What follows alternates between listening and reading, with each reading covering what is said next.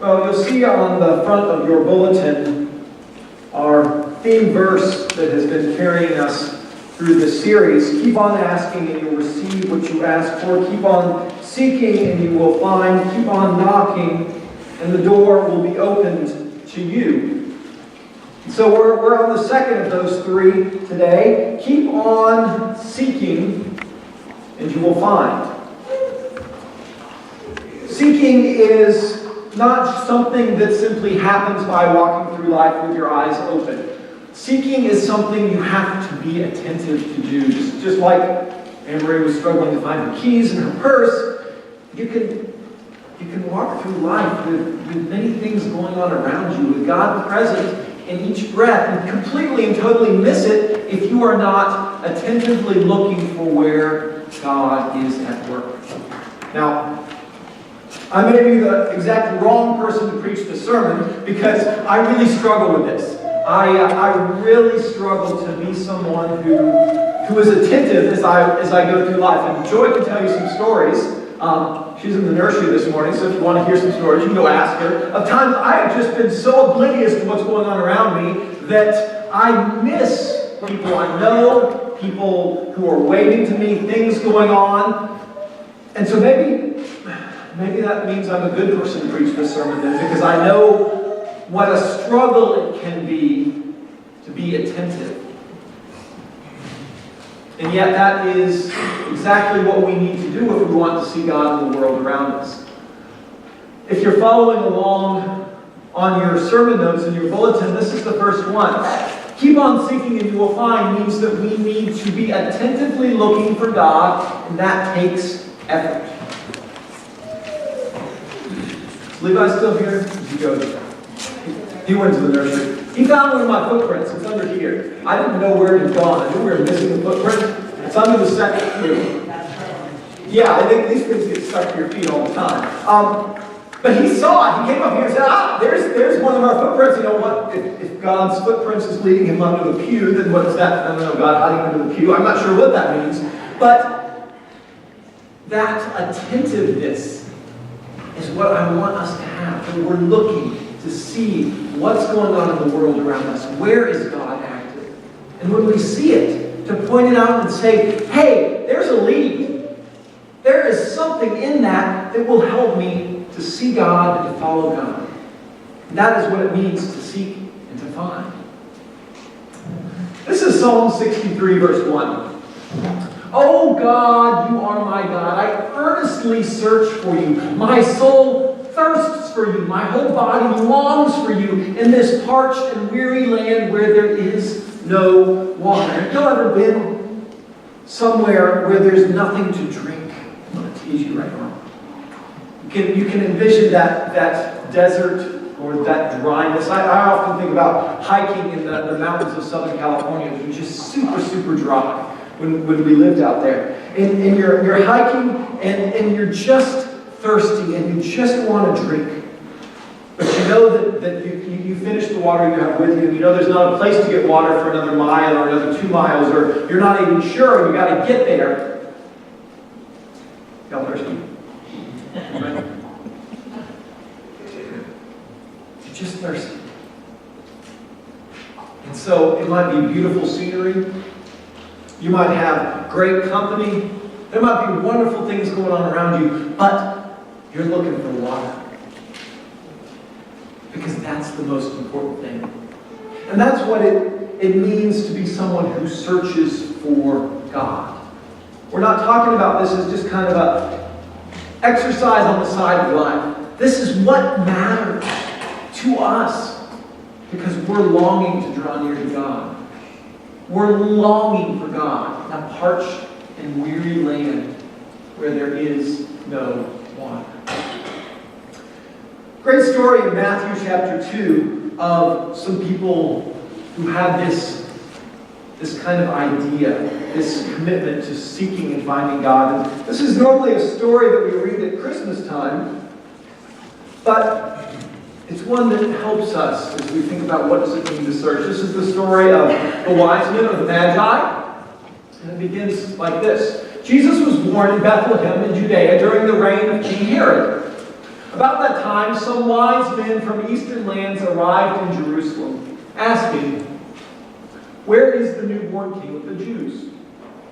We saw his star as it rose, and we have come to worship him." King Herod was deeply disturbed when he heard this, as was everyone in Jerusalem. He called a meeting of the leading priests and teachers of the religious law and asked, "Where is the Messiah supposed to be born?" "In Bethlehem, in Judea," they said. "For this is what the prophet wrote, 'And you, O Bethlehem in the land of Judah, are not least among the cities of Judah, for a ruler will come from you who will be the shepherd for my people Israel.'"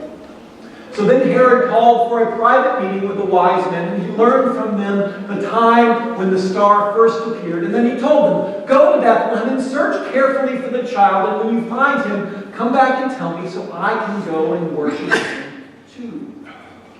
After this interview, the wise men went their way, and the star they had seen in the east guided them to Bethlehem, and it went ahead of them, and it stopped over the place where the child was. When they saw the star, they were filled with joy. They entered the house and saw the child with his mother, Mary, and they bowed down and worshipped him. And then they opened their treasure chests and gave him gifts of gold and frankincense and myrrh. And when it was time to leave, they returned to their own country by another route. Now, I love this story for a lot of reasons. But first of all, I want to point out what does not happen in this story.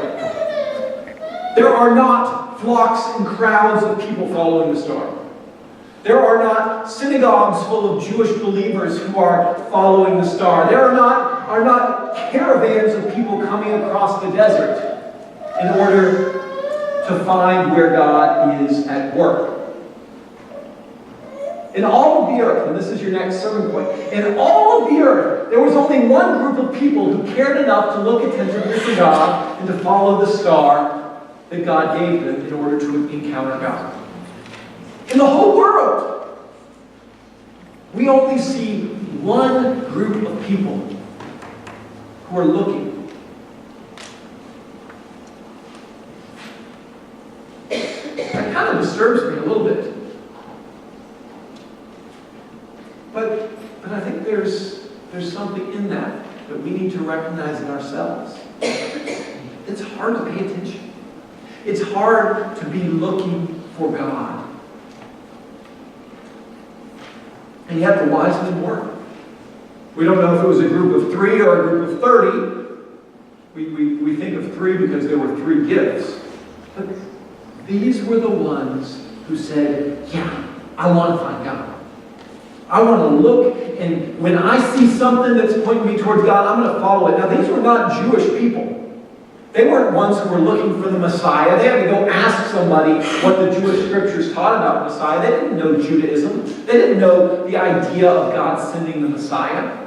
They were just looking for God in whatever way, in whatever form they could. That brings me to my next sermon note here. That's this. Astrology is not God's usual way to point people towards God.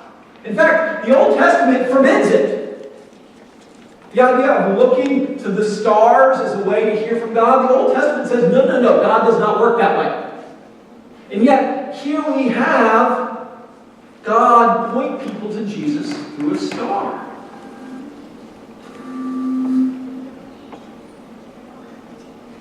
The reason is that God wants seekers. God looks for people who are looking for God. Scripture says God's eyes range to and forth over the whole earth, looking for those whose hearts are fully committed to God.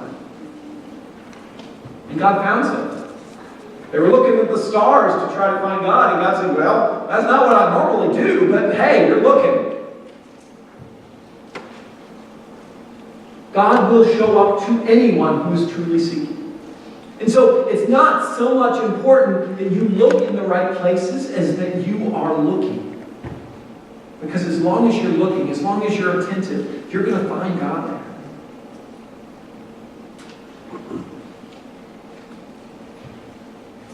It's a story in 2 Kings chapter 5 I want to read to you as well, because it highlights how we get kind of distracted in our searching for God. We want something especially grandurous, that's not a word, impressive.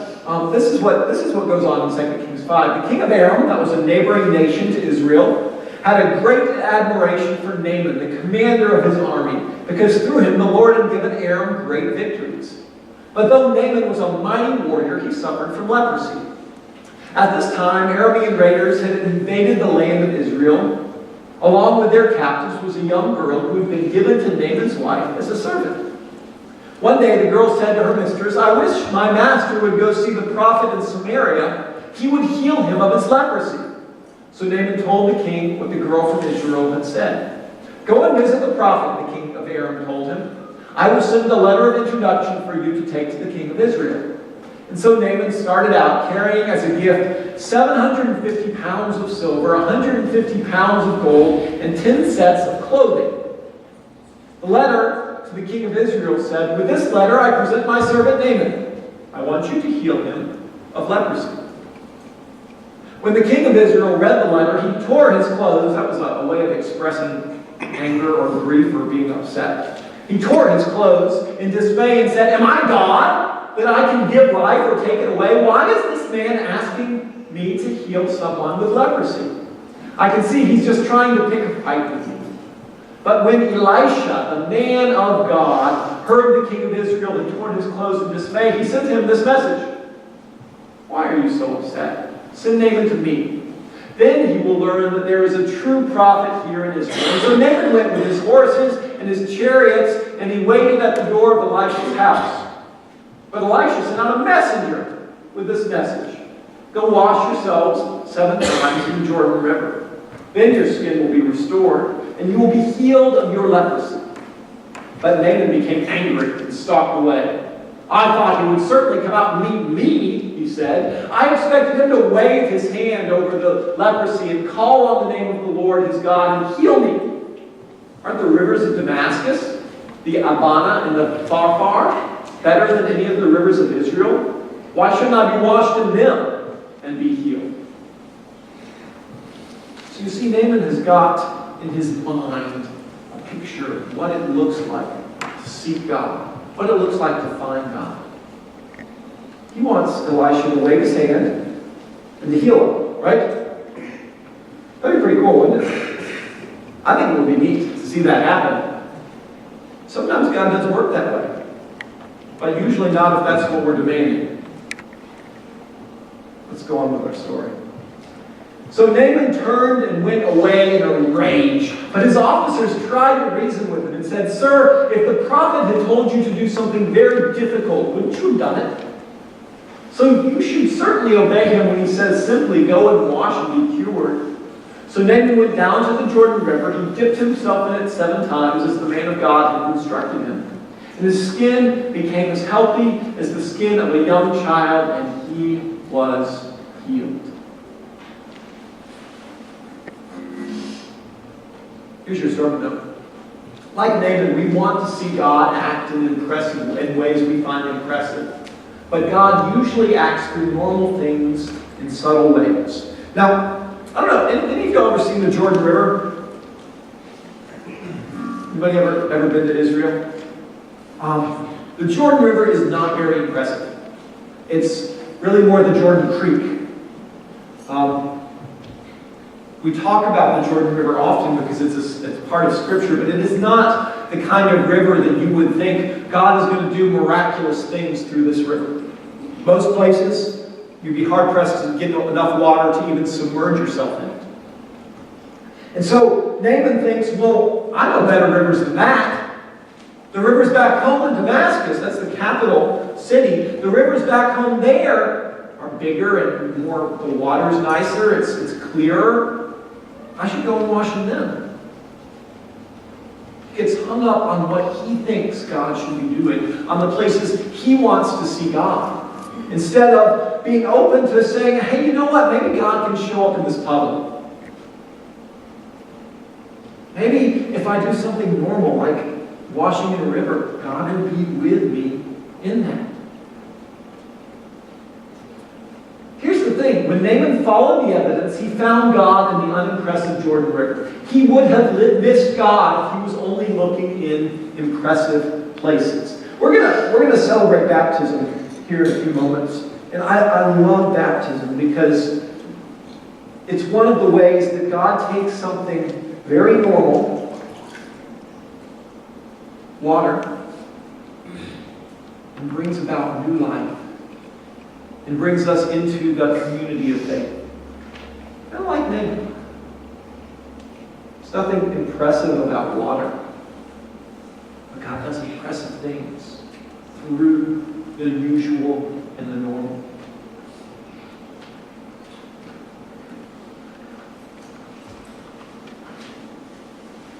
So here's your final sermon note.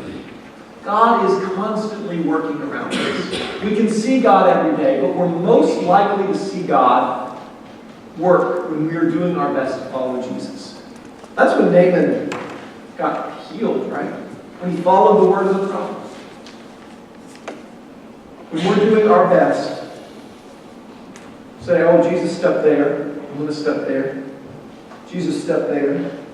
Just maybe one of these footprints is going to get stuck to the bottom of my shoe, so that as I walk through life, I know God's footprints. And I'm able to follow where God is leading. And as we do that, that gives us great opportunities to see God.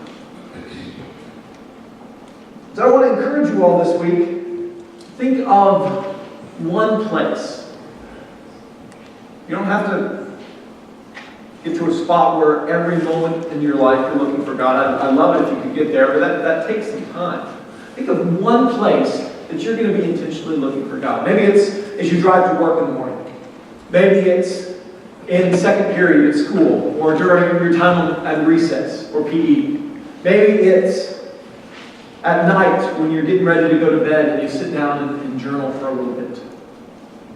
I just want you to think of one place that you can really set aside your focus to look for God. I can promise you, you'll be surprised by the ways that you see God when you are really intentionally looking. So we're going to take a moment in prayer, and I want you to come up with one spot. There's a place for you to write this on your offering page. I'd love to hear what one spot you're going to be looking for God in. Look, seek, you'll find. Let's pray. Lord, we are here as seekers, as those who long to find you, as those who look for water in a dry and thirsty place. We're looking for you, Lord God. I pray that you would help us to look. Help us to look in the right places. And so right now, as we set aside some spot in our lives, some time to intentionally look for you, we pray that you would show up in those places. Thank you, Lord. We love you. And we praise you. And ask this all in Jesus' name. Amen.